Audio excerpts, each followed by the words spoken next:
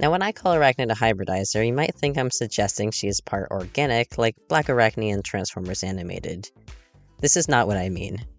The universe of Transformers Prime, in which this Maleficent-inspired Spider-Bot resides, Insecticons, Predacons, and any sort of beast-like transformer are natural variations within their mechanical species. According to the lore books, the beastly transformers are a rarer group who are god Primus models after alien species of the past, present, and future. But I'm here to talk about what makes Airachnid weird. She is different from the similarly named Blackarachnia, a Transformers character with many iterations. See the air in the name Airachnid. She is a flying spider, except she isn't actually a spider, while the Blackarachnia character is. Airachnid transforms into a helicopter, which is a concept repeated in Transformers 1 for its Airachnid character. So a hybridizer is the term used to describe most of the very unusual Decepticons shown in the sequel of Transformers Prime, Robots in Disguise 2015. This term is not used in the show itself, but instead by members of its creative team outside of it. It even has its own page on TF Wiki. Hybridizers are transformers who have animalistic features in their bot form, but they do not have full animal forms.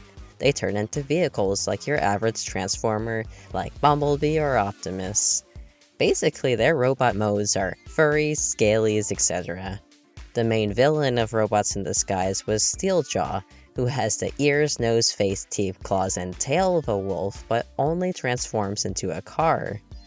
The show does have robots who turn into full animals like the Corvicons, but the hybridizers really refer to Steeljaw, and other examples like the deer-coated Thunderhoof, who is also a vehicle, the Grasshopper bot, who is a thin race car, and the very strange crabs, cursed by their god to have their heads merged with their chests, pincers for hands, and nubs for feet.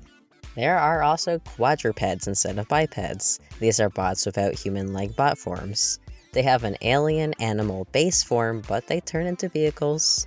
And to be honest, this concept is fascinating.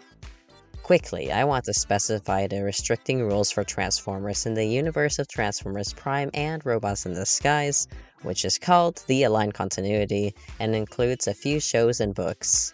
These Transformers cannot just scan anything and become anything, like in other Transformers series. They have limits. This is the reason why the Autobots have so few jets. Bots who were jets mostly chose the Decepticon side, so Decepticons maintain air superiority. You have classes of Transformers. Car robots can adopt car-like models. They will not gain the organs and parts for flights. Jets will not grow wheels. It takes very advanced surgery, only known by Decepticons, to do a massive form change. So our robots are kinda stuck with what they got. And beast robots may not even be able to scan new forms at all, or at least this ability is not shown by any of the full beast transformers.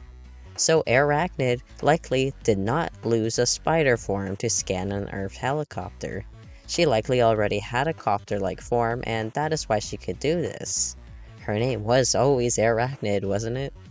Okay, so in Transformers Prime, Insecticons are a force of Transformers who are huge, hulking bots, and turn into big beetles. Not vehicles, pure beasts. Airachnid identifies as kin to them, and she is their queen, able to mind control them and make them obey her. She is an offshoot of Insecticons.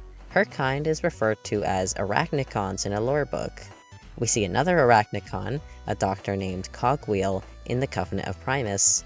She appeared to be even more spider-coated with 8 eyes. Her alternate form isn't specified, so she could have a vehicle mode too, but maybe she has a full spider mode. In creating Cogwheel for my Transformers Prime story game, I had Cojicron the artist turn her into a golden silk spider. That was our original design for a designless character. This, however, is what made me think harder about Airachnid. Why doesn't she have a full spider mode?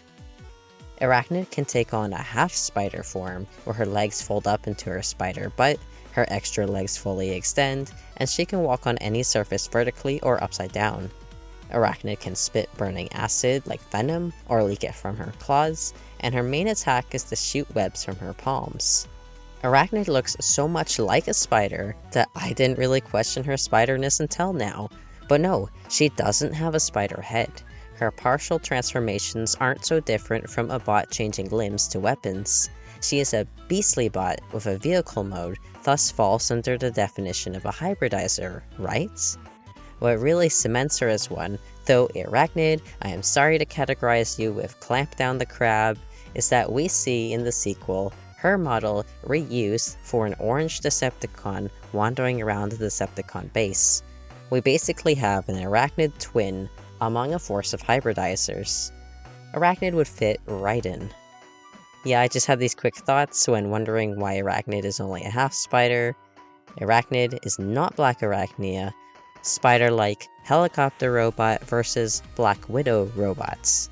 Well, until you see Transformers Cyberworld Arachnid, who is a spider and not a helicopter, and the air part of her name makes no more sense than Skybite the Flightless Shark. But that show can still prove me wrong. But hey, IDW2 had an awesome idea of triple changer Arachnid to really make that Arachnid name golden.